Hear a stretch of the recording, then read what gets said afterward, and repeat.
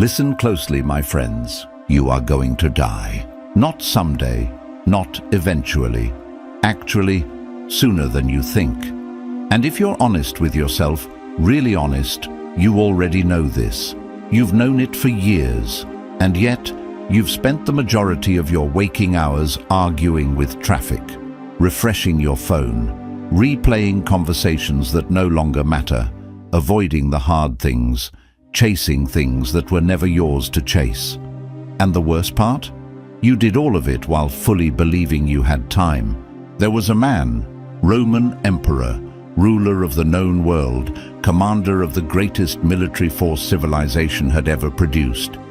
He had every luxury, every pleasure, every distraction available to him.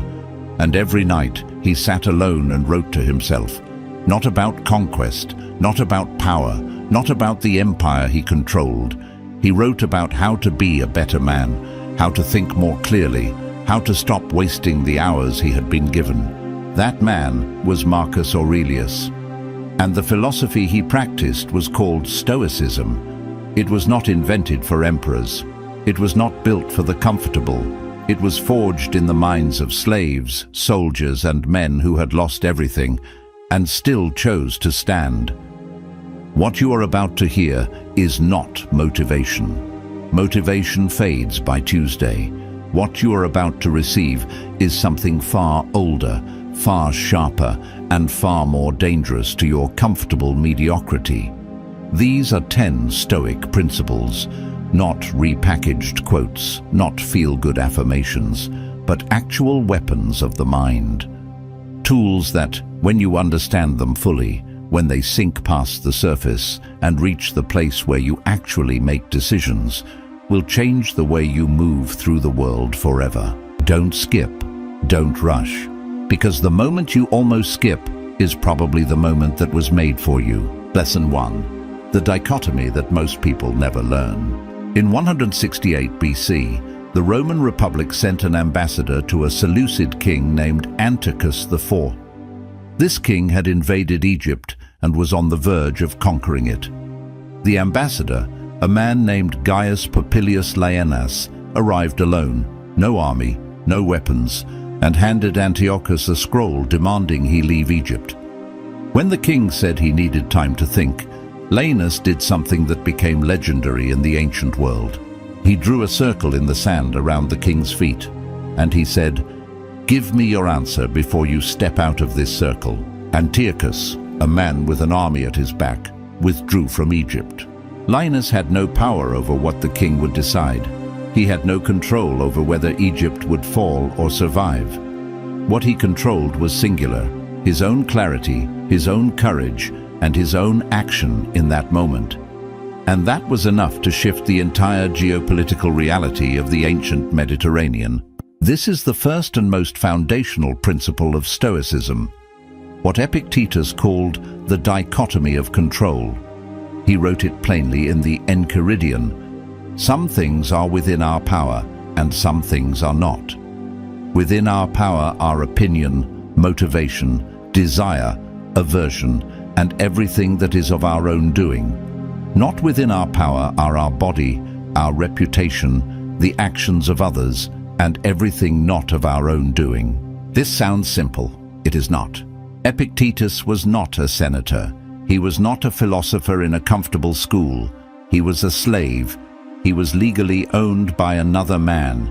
His freedom of movement, his ability to leave, his body itself, none of it was his.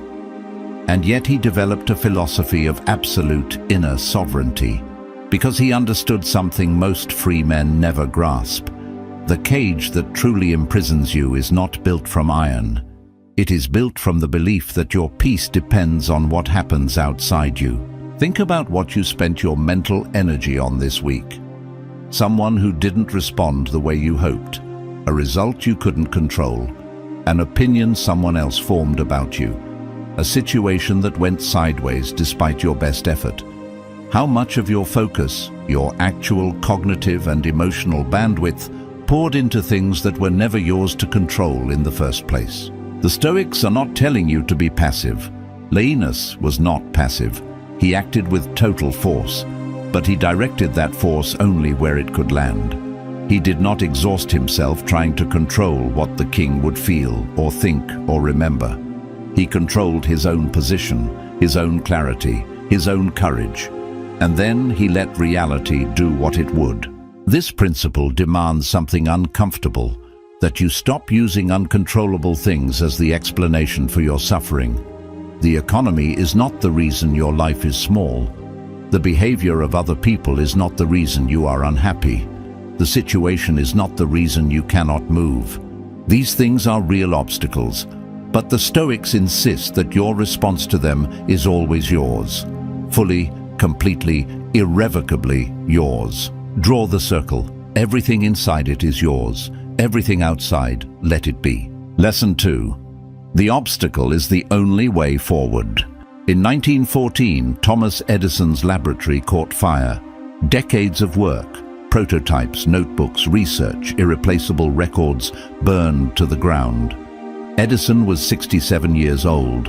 His son Charles watched in horror as his father stood at the edge of the fire, watching it consume everything. Edison turned to his son and said, "Go get your mother and all her friends. They'll never see a fire like this again." The next morning, he began rebuilding. There is a line in the private journals of Marcus Aurelius that has survived 2,000 years because it is simply ruthlessly true. The impediment to action advances action. What stands in the way becomes the way. This is not optimism. This is not positive thinking. Positive thinking is soft. It says, look on the bright side. The Stoic principle is harder and sharper than that. It says, the obstacle itself is the mechanism of your advancement. Not despite the obstacle, through it, because of it. The obstacle is the path. Consider what this actually means for your life. Every setback you have experienced was also a diagnostic. It told you something real about your system, your thinking, your assumptions, your approach. Every rejection carries within it a specification of what was missing. Every failure is data that agreement would never give you. In ancient Sparta, young men in the agoge, the brutal military training program, were deliberately undernourished, not as cruelty, but as education. They were sent to steal food to survive. If they were caught, they were not punished for stealing. They were punished for being caught. The hardship was not incidental to the training. The hardship was the training. Weakness had to be found and broken before battle found it instead. The modern world has made the profound mistake of treating comfort as the goal, and so entire generations have optimized for the removal of friction, and in doing so, they have optimized themselves out of the very experiences that would have made them capable. Seneca wrote to his friend Lucilius, "It is not because things are difficult that we do not dare. It is because we do not dare that they are difficult." The obstacle in front of you right now, whatever it is not evidence that you are in the wrong place. It is evidence that something real is being demanded of you. The question the Stoics ask is not, how do I get around this? The question is, what is this obstacle asking me to become? Edison did not mourn the fire. He studied it, and within 3 weeks he had a new phonograph. The obstacle had clarified his thinking in a way that undisturbed success never could. Lesson 3. Your mind is not your ally until you train it. In 49 BC, Julius Caesar stood at the bank of the Rubicon River in northern Italy. Roman law was absolute. No general could cross the Rubicon with his army. To do so was to declare war on the Republic itself. His officers were afraid. His political enemies were waiting. His own advisors urged caution. Caesar sat with the weight of that decision. He could feel the fear. He could hear every voice telling him to turn back. And then he crossed. What made that moment possible was not the absence of fear. It was the presence of something that could govern fear. The Stoics understood something that modern neuroscience is only now beginning to confirm. The untrained mind is not a neutral instrument. It is a machine optimized for threat detection, for social comparison, for the amplification of negative experience.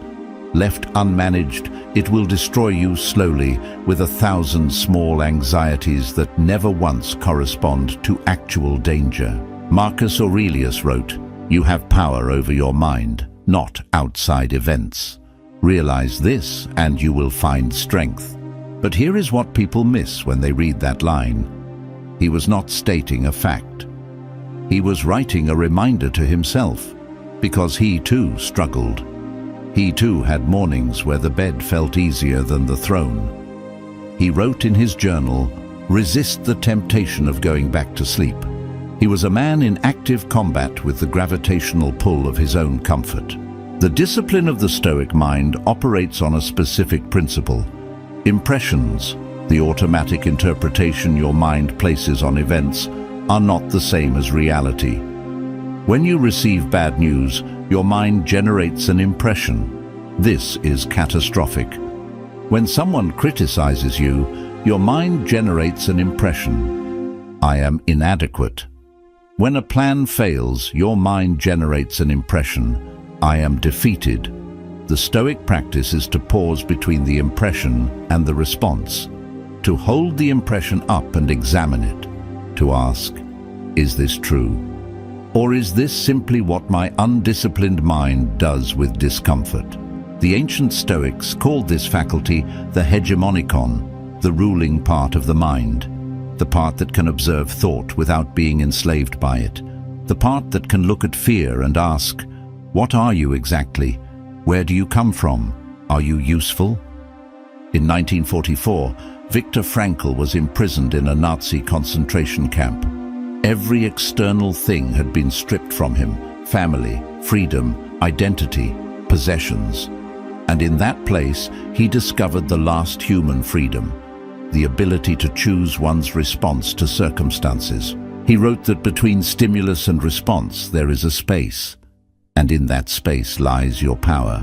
The untrained mind fills that space immediately with reaction. The trained mind stands in that space deliberately. Every meditation practice, every moment of self-reflection, every conscious pause before responding. These are not soft habits. They are military drills for the ruling faculty of your mind. Because the mind that is not trained will eventually be trained by whatever is loudest, most urgent, most stimulating around it. And in the modern world, what is loudest and most stimulating is almost never what is good for you. Train the mind, or accept that something else will. Lesson 4. The voluntary hard thing. Seneca was one of the wealthiest men in Rome. He was advisor to emperors. He owned multiple estates. He was surrounded by every comfort the ancient world could produce, and once a month he deliberately stripped it all away. He wrote about this practice, voluntarily eating the food of the poor, sleeping on a thin mat, wearing simple, rough clothing, not as punishment, but as preparation. He wanted to know, in his own body, the answer to a question most people are too afraid to ask: if the worst happens, can I bear it? He found that the answer was yes, and that answer gave him something no amount of wealth could purchase: the freedom from the fear of losing it. This is the Stoic practice of voluntary discomfort, and it is perhaps the most misunderstood and underutilized principle in the entire philosophy. Modern self-help has become obsessed with optimization, with efficiency, with removing every source of friction from the path to achievement. But the Stoics knew something that optimization culture has completely forgotten. The capacity to endure discomfort is not a side effect of building character. It is the mechanism of it. In the early days of American naval aviation, pilots who were training on aircraft carriers, some of the most dangerous environments in military history, were deliberately put through situations they could not control: equipment that malfunctioned, communication that failed, scenarios designed to push them past their comfort and past their training into the raw space where they had to improvise. because the Navy had learned through catastrophe that a pilot who had never been truly rattled would be rattled at the worst possible moment. What is the modern equivalent of Seneca's practice? It is the cold shower you take, not because it is pleasant, but because it is not. It is the difficult conversation you have, not because the timing is right, but because you have been avoiding it. It is the choice to carry the heavy thing when you could have lightened the load. It is fasting, it is training, it is sitting with boredom without reaching for your phone. These are not aesthetic choices, they are functional. Every time you choose the harder option when the easier one was available, you are building a specific kind of strength. The strength of knowing, in your bones, that you can handle more than comfort has allowed you to discover. And that knowledge changes how you move through the world. You stop being afraid of loss because you have already practiced living without. You stop being afraid of failure because you have already practiced discomfort. Epictetus said, "Seek not that the things which happen should happen as you wish, but wish the things which happen to be as they are, and you will have a tranquil flow of life." This is not resignation. This is the product of a man who has tested himself against reality enough times to trust that he can meet it. Do the voluntary hard thing before life makes it involuntary. Lesson 5. Virtue is not an opinion. It is the only currency that holds. In 399 BC, Socrates was given a choice. He had been convicted by the city of Athens, the city he loved, the civilization he had spent his entire life serving, on charges of corrupting the youth and impiety. The sentence was death, but his friends and students had arranged his escape. He could leave. He could live. He could simply walk out of the prison in the night and continue his life in exile. He refused. He drank the hemlock. He died in the city that killed him, because to live by escaping would have been to contradict everything he had taught. A man who preaches virtue cannot purchase his life with the abandonment of it. The Stoics built their entire philosophical system on a single claim: virtue is the only true good, not wealth. Crassus was the wealthiest man in Rome and died when melted gold was poured down his throat by his enemies. Not power. Caesar was assassinated by the men who called him friend, not pleasure. Nero had every pleasure available to him and died at 30, hunted and despised, stabbing himself in the throat as his own guards abandoned him. What held? What proved itself across the full sweep of a life, across the centuries of history the Stoics had to study? Character. The alignment between what you believe and what you do. The consistency of conduct when no one is watching and when it costs you something real. Marcus Aurelius ruled Rome for 19 years. He had absolute power, the kind of power that, in every predecessor, had eventually produced corruption. He had advisors who told him what he wanted to hear. He had the ability to silence any critic.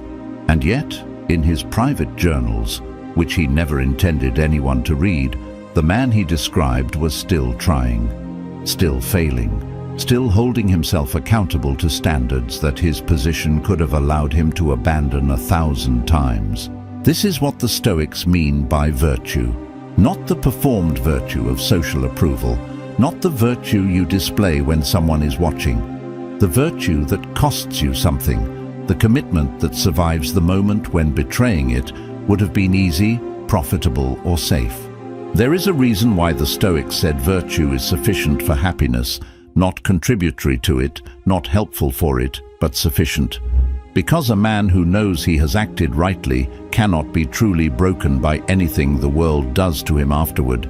His core account is full, whereas a man who has accumulated every external good, wealth, status, recognition, but has spent his integrity to get there, lives in a kind of bankruptcy that no amount of success can correct. In 1940, Winston Churchill stood before a nation on the edge of collapse. France had fallen. The army had been rescued from the beaches of Dunkirk, but was shattered. America had not yet entered the war. Hitler controlled most of Europe. and Churchill's own cabinet was debating whether to negotiate peace. Churchill refused, not because he was certain of victory, but because he believed that there were things worse than defeat. There were positions from which no recovery was possible, and surrender was one of them. Virtue, even at catastrophic cost, was the only currency with any value in that moment. What are you trading your integrity for? How much does the compromise cost you, compounded across the years? The Stoics ask you to run that calculation honestly. Lesson 6. Time is the one thing you are always spending. Seneca began one of his most important letters with a sentence that lands differently the older you get. It is not that we have a short time to live, but that we waste a great deal of it. He was writing to a man named Paulinus, who was the prefect of grain supplies for Rome, an important bureaucrat, perpetually busy, perpetually overwhelmed with the administration of an empire. And Seneca's message to him was essentially, you are not busy. You are distracted. There is a difference, and the difference is everything. The Stoics were among the first thinkers in the Western tradition to treat time as a fundamentally moral issue. Not just a resource to be managed, but a trust to be honored, because time is the material from which your life is made. Not metaphorically, literally. Every hour you spend is an hour of your finite existence, given to whatever you have chosen to give it to. In the 1890s, a young Frederick Winslow Taylor began a series of experiments on factory floors in Pennsylvania that would change the way the entire world thought about work. He studied exactly how workers used their time, the movements, the pauses, the wasted motions. He found that the average worker spent enormous amounts of their working hours on activity that produced nothing. He called it waste. The efficiency movement he launched eventually transformed industrial civilization. But Taylor studied factory time. The Stoics studied lifetime. And their findings were, if anything, more disturbing. Seneca catalogued the ways in which people squander their hours, time given to pleasure without purpose, to worry without action, to busyness without meaning, to the pursuit of things they do not actually want, and to the avoidance of a reckoning with how they are actually living. He wrote, "People are frugal in guarding their personal property, but as soon as it comes to squandering time, they are most wasteful of the one thing in which it is right to be stingy." The Stoic practice around time is not merely planning or productivity, it is presence. Marcus Aurelius wrote about what he called the art of confining yourself to the present, not because the future is unimportant, but because the present is the only moment in which any action is actually possible. The future is speculation, the past is done. The present is where life is lived and where most people are not. The average person in the modern world spends hours per day consuming content designed not to enrich their lives, but to extend the time they spend consuming. They spend hours rehearsing conversations that will never happen and replaying experiences that cannot be changed.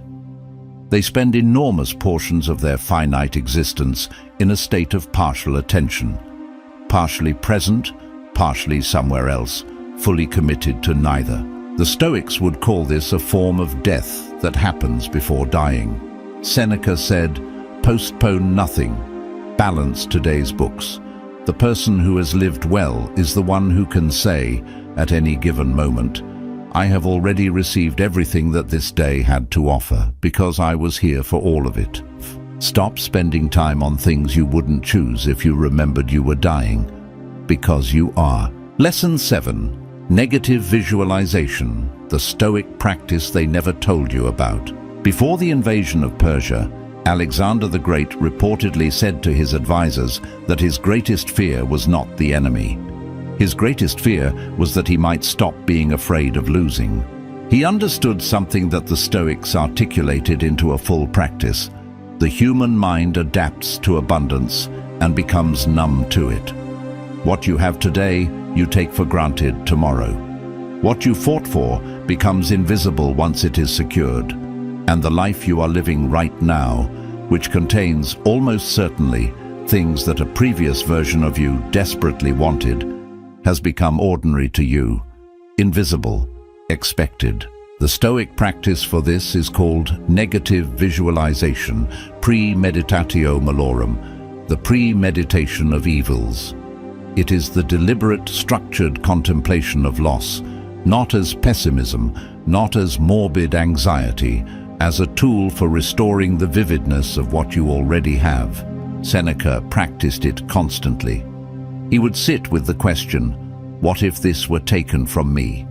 What if this person I love were gone?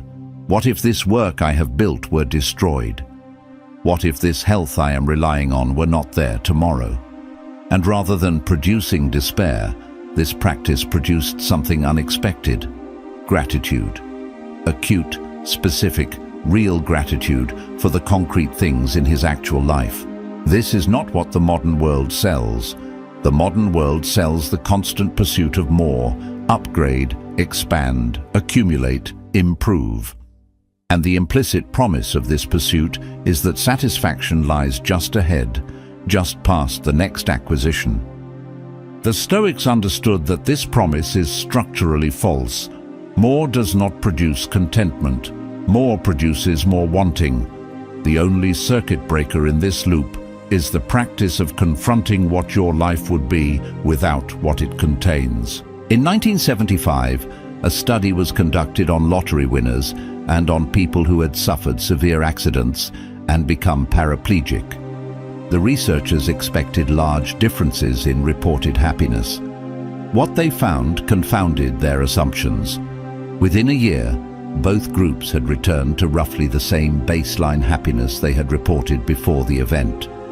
The lottery winners were not substantially happier. The accident survivors were not substantially more miserable. The mind adapts. It resets. And it does so in both directions. This phenomenon is called hedonic adaptation. The Stoics did not have that term, but they had the practice designed to defeat it. By regularly imagining the loss of what you have, you interrupt the adaptation. You restore freshness to the familiar. You recover the perception of value that constant possession has eroded. Marcus Aurelius sat with the possibility that he would lose his wife, his children, his empire, his health, his life, not to create suffering, but to ensure that when he was with them, he was actually with them, not taking them for granted, not rushing past them towards some imagined future improvement, present, grateful, awake to what was actually there. Tonight, sit for 5 minutes with this. What if tomorrow you woke and this was gone? Whatever it is, the relationship, the health, the work, the city you live in, the people who are still alive. Not to frighten yourself, to see what you actually have clearly without the fog of familiarity. Lesson 8. The examined life and why most people choose ignorance. In 1961, Hannah Arendt was sent by The New Yorker to cover the trial of Adolf Eichmann, the Nazi bureaucrat responsible for the logistics of the Holocaust. She expected to encounter a monster, a fanatic, something that would explain through its obvious evil how such a catastrophe could have happened. What she found was a bureaucrat, a mediocre, ordinary man who had told himself, and told others, a series of comfortable stories about following orders, about his role being administrative, about not being personally responsible for what the machine he managed had produced. She called it the banality of evil, and the horror of her conclusion was this: the greatest atrocities are not committed by monsters who know they are monstrous. They are committed by ordinary people who have never examined themselves closely enough to understand what they are actually doing and why. Socrates said, "The unexamined life is not worth living." He said this at his own trial moments before his death. He was given the option to stop examining, to simply live quietly, to stop asking questions, to leave the city in peace. He refused. Because to stop examining was, for him, to stop being alive in the only sense that mattered. The Stoics built daily self-examination into the structure of their lives. Epictetus required his students to review their conduct every single day. What did I do? Why did I do it? Did my actions align with my stated values? Where did I fail? What does that failure tell me about where my training is insufficient? Seneca described his own nightly practice. When the light is put out and my wife has at last fallen silent, I examine my entire day and go back over what I've done and said, hiding nothing from myself, passing nothing by. Because the honest review of a day, done with genuine rigor, is one of the most productive acts a person can perform. It is the difference between experience and learning, between living days and accumulating wisdom from them. Most people avoid self-examination not because they are lazy. They avoid it because it is deeply, genuinely uncomfortable.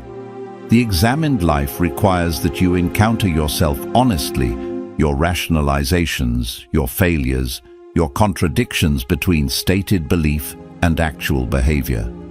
It requires that you notice the gap between who you present yourself to be and who you actually are when it costs you something. This discomfort is exactly why it is necessary. The discomfort is the friction of truth against self-deception, and without regularly generating that friction, self-deception hardens into identity. You become what you were unwilling to examine. Marcus Aurelius, emperor, general, the most powerful man alive, wrote in his private journal that he was often a coward, that he often failed to act with the courage he knew was required, that he frequently allowed irritation when tranquility was the correct response. He did not write this for publication. He wrote it because the honest reckoning with his own failures was the only mechanism he had for not repeating them. The question is not, are you a good person? Almost everyone believes they are. The question is, have you looked closely enough to know? Lesson 9. The discipline of desire, wanting the right things.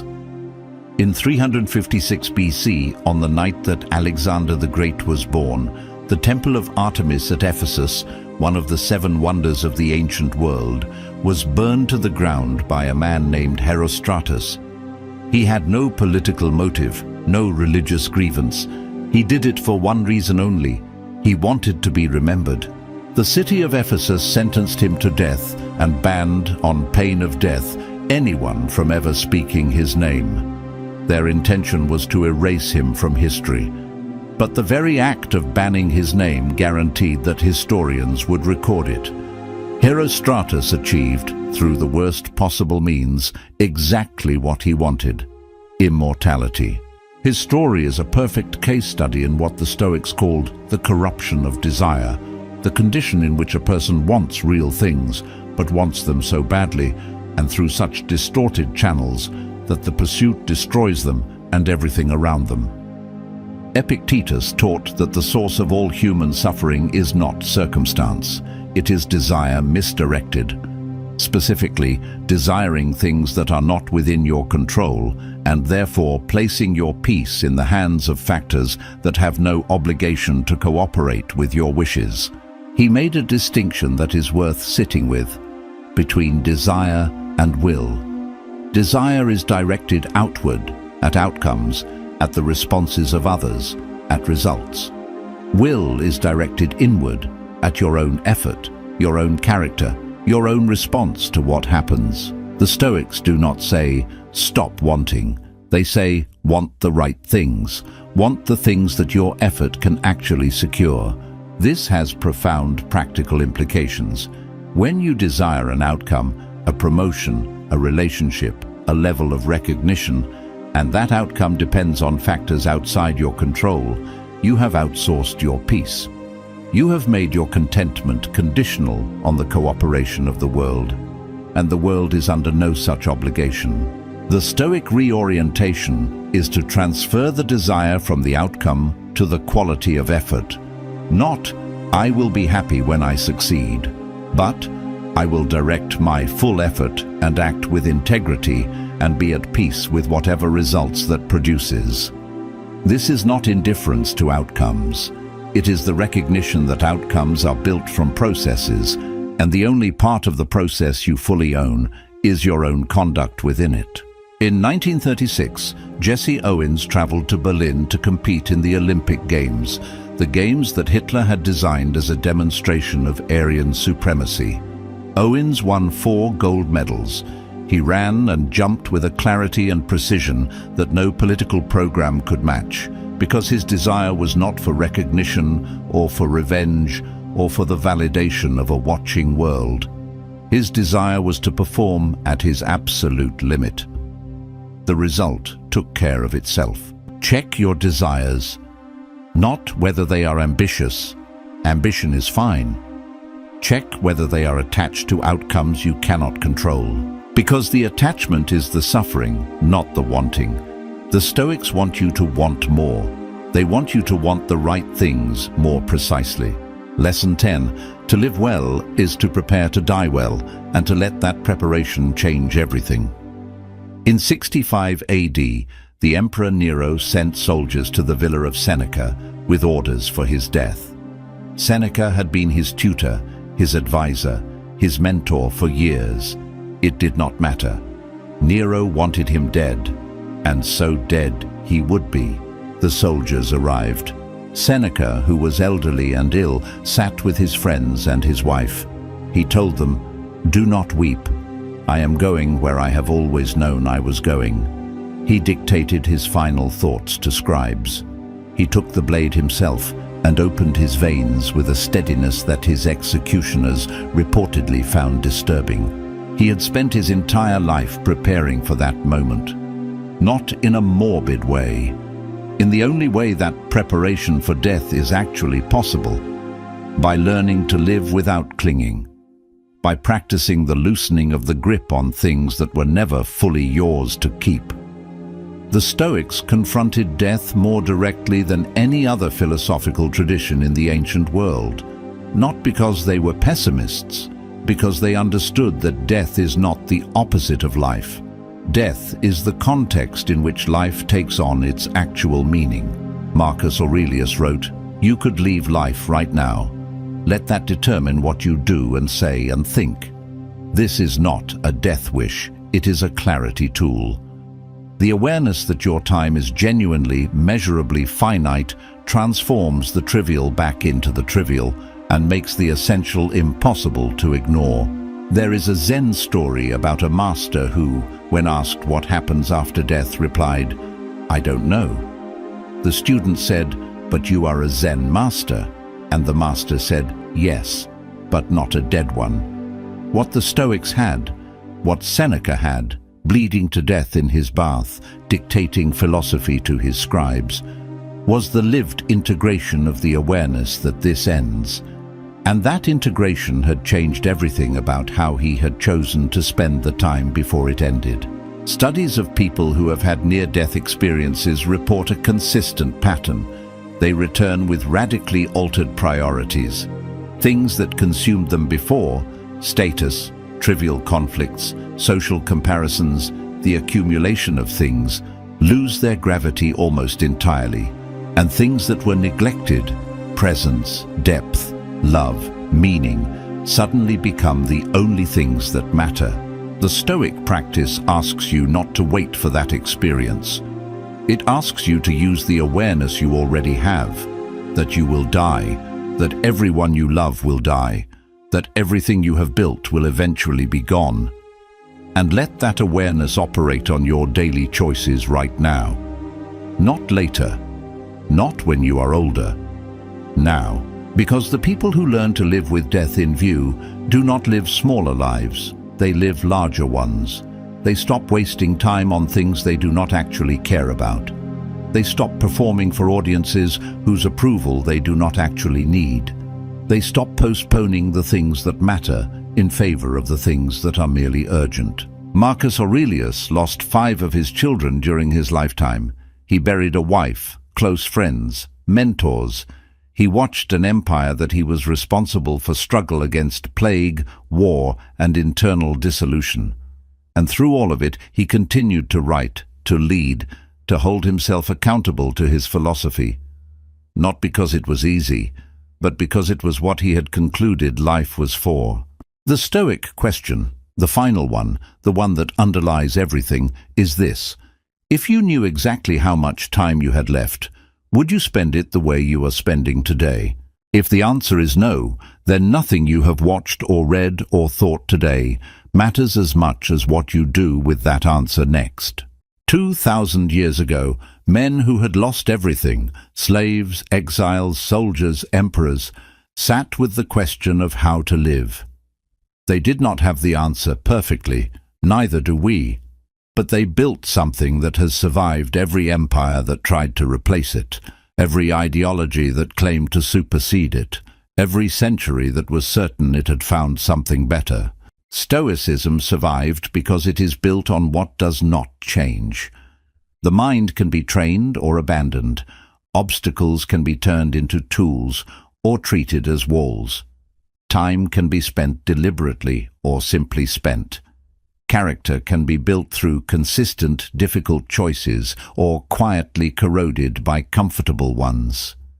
And death, when it comes, will reveal, with perfect clarity, whether the life that preceded it was actually lived.